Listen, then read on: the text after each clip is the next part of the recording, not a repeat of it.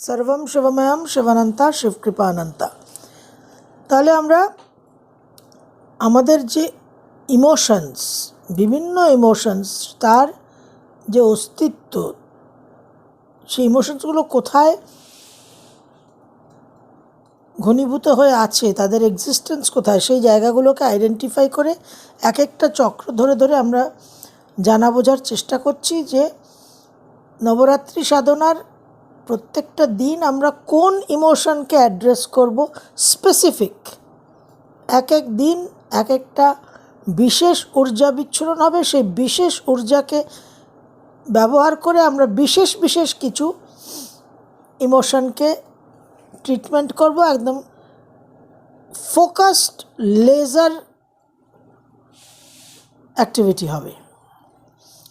তাহলে প্রথম দিন আমরা প্রতিপদে মূলাধার চক্রে, রুট চক্রাতে ফিয়ার অ্যান্ড ইনস্টেবিলিটি করেছি।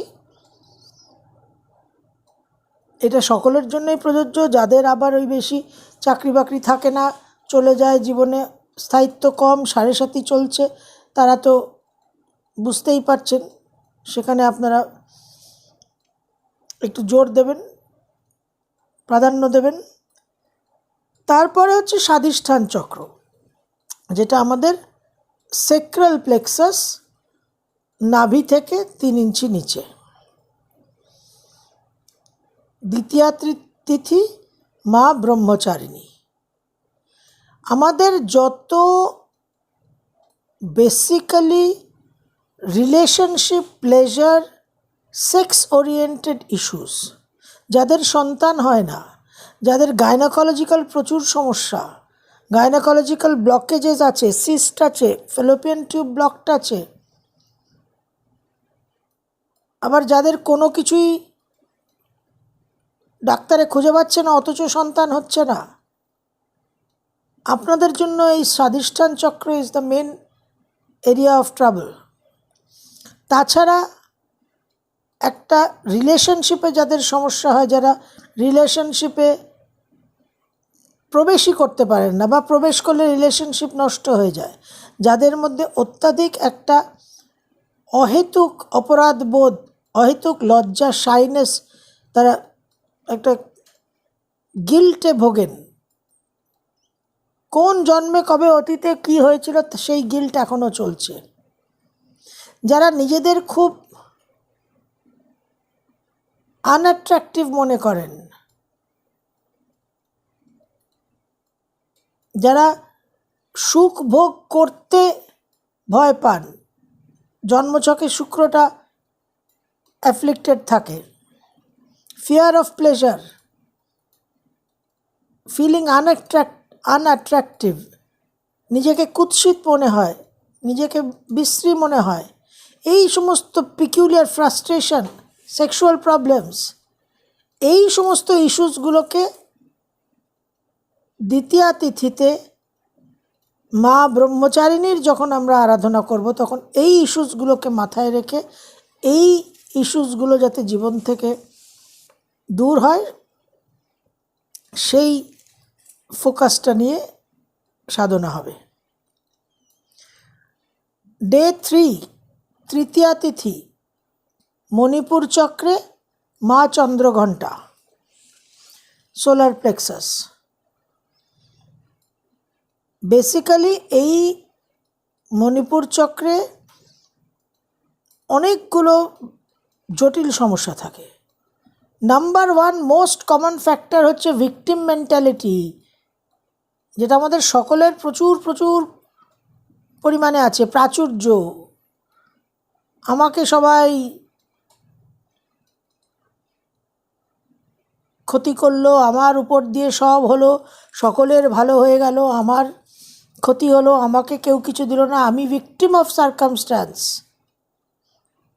আমার জীবনে আমি কত ত্যাগ স্বীকার করেছি, ত্যাগের তাও করিনি। এই ভিকটিম মেন্টালিটিটা হচ্ছে একটা সাংঘাতিক ব্লকেজ। পাওয়ারলেসনেস, নিজেকে একেবারে শক্তিহীন, ক্ষমতাশূন্য মনে করা, আত্মবিশ্বাস নেই, আত্মপ্রত্যয় নেই, যাদের জীবনে প্রচুর কন্ট্রোল অ্যান্ড ম্যানেজমেন্ট ইস্যুস আছে, যারা অপরকে প্রচণ্ডভাবে কন্ট্রোল করে, ম্যানেজ করে, শাসন করে, ডমিনেট করে রাখতে চায়, সিংহ, মেষ, বৃশ্চিক, এবং যারা কন্ট্রোলড হয়, ডমিনেটেড হয়, তারাও চরম ক্রোধ, অ্যাঙ্গার, টেনশন, স্ট্রেস, স্টাবার্ননেস, একগুয়ে, একরোখা, বৃশ্চিক, মেষ, সিংহ,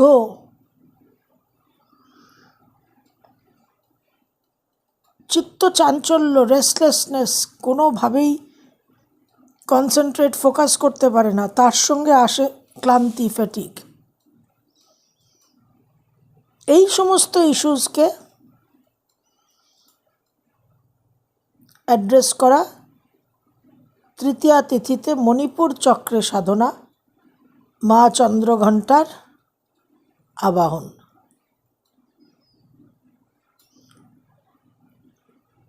ফোর্থ চক্রা, হার্ট চক্রা, অনাহত চতুর্থী তিথি, মা কুষ্মণ্ডা।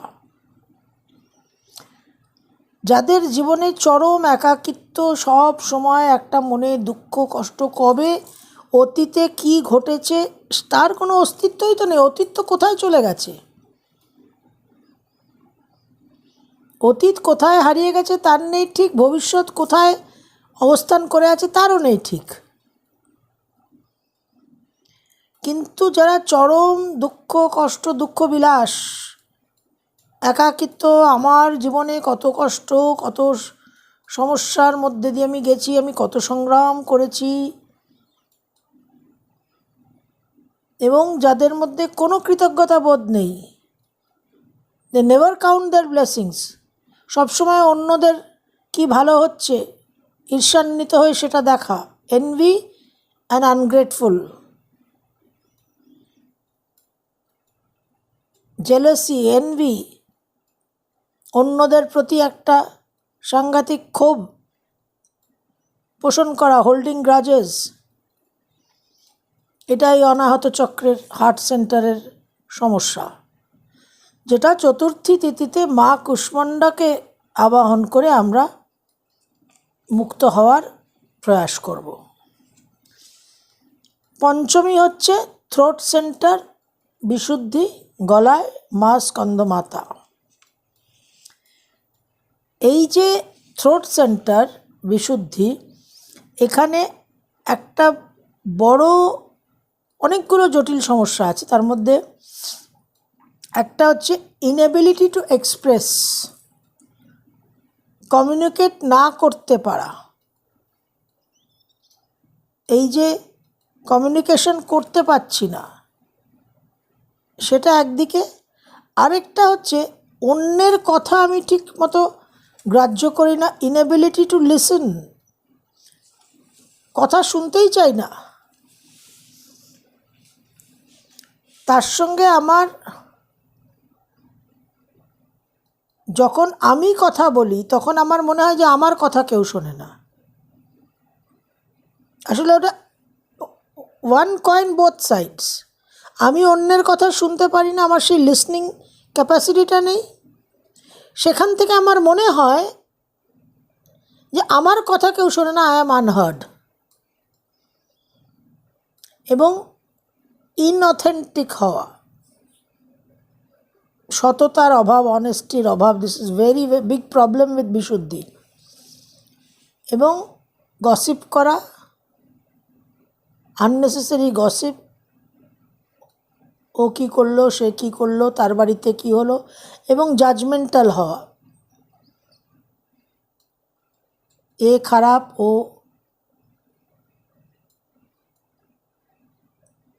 খুব অসভ্যতা করে, ও মুখে তমুক করে, ইত্যাদি ইত্যাদি।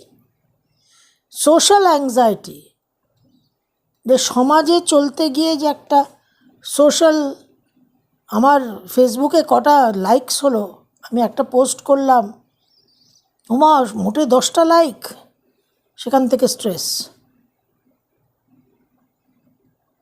ইউটিউবে একটা ভিডিও আপলোড করেছি, 10,000 ভিউ হয়নি। প্রচণ্ড স্ট্রেস।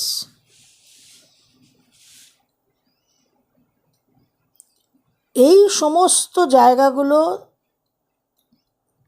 মানুষের জীবনে ব্লক তৈরি করে, ব্লকেজেস তৈরি করে। সেটা আমাদের বিশুদ্ধিতে, থ্রোট সেন্টারে, পঞ্চমী তিথিতে মা স্কন্দমাতা আরাধনায় তাকে আবাহন করে আমরা এই ব্লকসগুলোকে, এই ইমোশনসগুলোকে দূর করার প্রয়াস করব।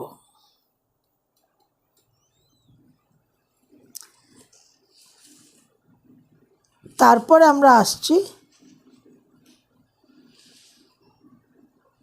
আজ্ঞাতে।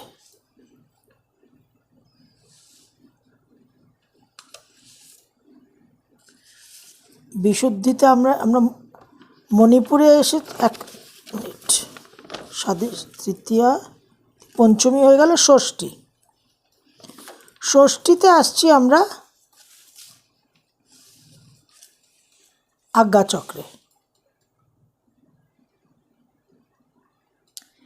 এই আজ্ঞাচক্রে বেসিক্যালি কনফিউশন,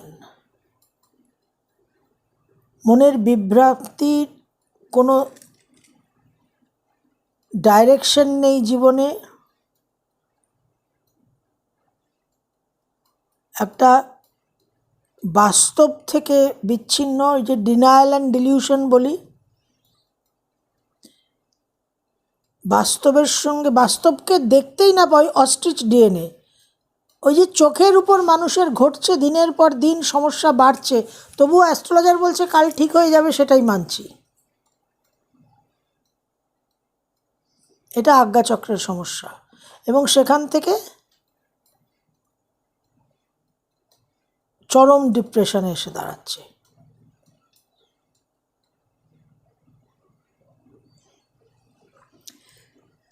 তাহলে আজ্ঞাচক্রে আমরা মা কাত্যায়নীকে আবাহন করব,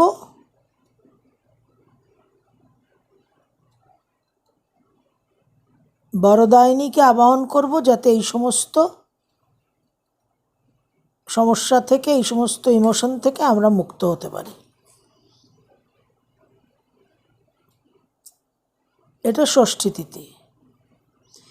তারপরে সপ্তমী, সেই কাল রাত্রি সহস্রার ব্রহ্মতালু, যেখানে টোটাল কনফিউশন, নিজের সঙ্গে আমি disconnected,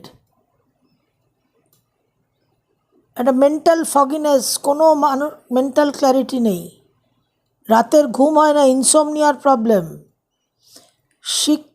inability to learn, mental faculties কাজ করে না, একটা প্রায় আমরা বলতে পারি একটা মেন্টাল পেশেন্ট হয়ে যায় মানুষ। নানান রকম পিওরলি মেন্টাল ফ্যাকাল্টির সমস্যা। কাল রাত্রি আমরা আলোচনা করেছি,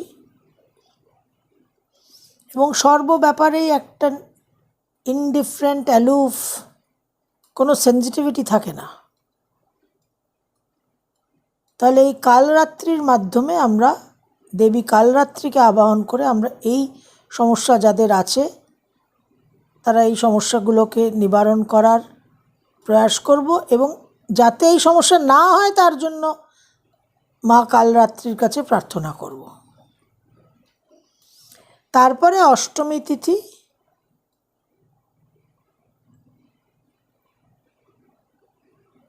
মহাগৌরী।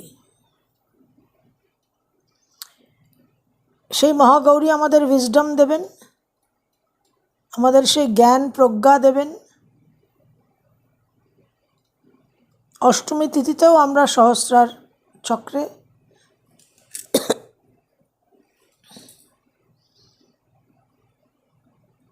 প্রার্থনা করব, আরাধনা করব। আর নবমীতে সিদ্ধিদাত্রী, যাতে আমরা সিদ্ধি লাভ করতে পারি, কিছু ক্ষমতা অর্জন করতে পারি, কিছু শক্তি অর্জন করতে পারি এবং আমাদের মনের কামনা বাসনা সংকল্প যেন চরিতার্থ হয়। বেসিক্যালি যেটা বুঝতে হবে সেটা হচ্ছে এই handling the emotional body. Survival and foundation 1 number Muladhara. 2 number creativity and sexuality Swadhisthana. 3 number মণিপুরে self confidence, self esteem, control. তারপর 4 নম্বর অনাহততে গ্রিফ, পেন, সরো, লাভ, বেসিক ইমোশনের জায়গা। 5 নম্বর বিশুদ্ধিতে কমিউনিকেশন, সেলফ এক্সপ্রেশন। 6 নম্বর আজ্ঞাতে গিয়ে আমাদের ইনটুইশন, থটস, ইমাজিনেশন এটসেট্রা, আমাদের একটা জীবনের ডাইরেকশন, কনফিউশন, এই জায়গাগুলো। 7 নম্বর সহস্রারে গিয়ে টোটাল ইলিউশন, মেন্টাল ফগিনেস, এই ডিস্টারবেন্সগুলো, ইনসোমনিয়া, ফ্যাকাল্টি, বুদ্ধির সমস্ত মানসিক যা যা ক্ষমতা আছে সেগুলো সঠিকভাবে কাজ না করা। তো পুরো সিস্টেমটা আপনার প্রতিপদ থেকে নবমী, এই মূলাধার থেকে সহস্রার একটা ইমোশনাল সেটআপটা, ফরম্যাটিংটাকে রিবুট করা। যা যা সমস্যা আলোচনা করলাম, যে যে ইস্যুসগুলো আলোচনা করলাম, সেই ইস্যুসগুলো যদি আমার থাকে তাহলে তো আমার সেটাকে দূর করার আমার সাধনা হচ্ছে, আরাধনা হচ্ছে। আর এই ইস্যুসগুলো না থাকলে, এই ইস্যুসগুলো যেন আমার জীবনে প্রবেশ না করে, তার জন্য দেবী শক্তিকে প্রাপ্ত হয়ে, দেবী শক্তিকে আবাহন করে একটা রক্ষা কবচ, শিল্ড অফ প্রোটেকশন তৈরি করার জন্য এই নবরাত্রি, এই নবরাত্রির সাধনা। এর উপরে কিছু নেই, সমস্ত প্রারব্ধকে অতিক্রম করে এই নবরাত্রি, এই দেবী শক্তি, এই শ্রী শ্রী চণ্ডিকার সাধনা। অসাধ্য সাধন হয়, অসম্ভব সম্ভব হয়। এটা শুধু শাস্ত্রে বলা নয়, এটা সমস্ত সিদ্ধপুরুষরা বলে এসেছেন, বলে গেছেন। বহু মানুষ জীবনে এটা অনুভব করেছেন, এটা প্রত্যক্ষ পরীক্ষিত। এটা আমি আমার জীবনে অনুভব করেছি, আমার জীবনের এটা পরীক্ষিত প্রমাণিত সত্য। এবং আমি নিশ্চিত যে আপনারাও যদি এটাকে, এই সাধনাকে সেইভাবে অনুসরণ করেন, আপনাদের জীবনেও শ্রী শ্রী চণ্ডিকার এই সাধনা পরীক্ষিত প্রমাণিত হয়ে যাবে অসাধ্য সাধন করার ক্ষমতা সম্পন্ন, প্রারব্ধকে অতিক্রম করার সাধনার নামে। এবং আপনারা বুঝবেন যে মন্ত্রশক্তির কী ক্ষমতা, কী অপার মহিমা, কী অপার শক্তি। সর্বম শিবময়ম শিবানন্তা, শিবকৃপানন্তা।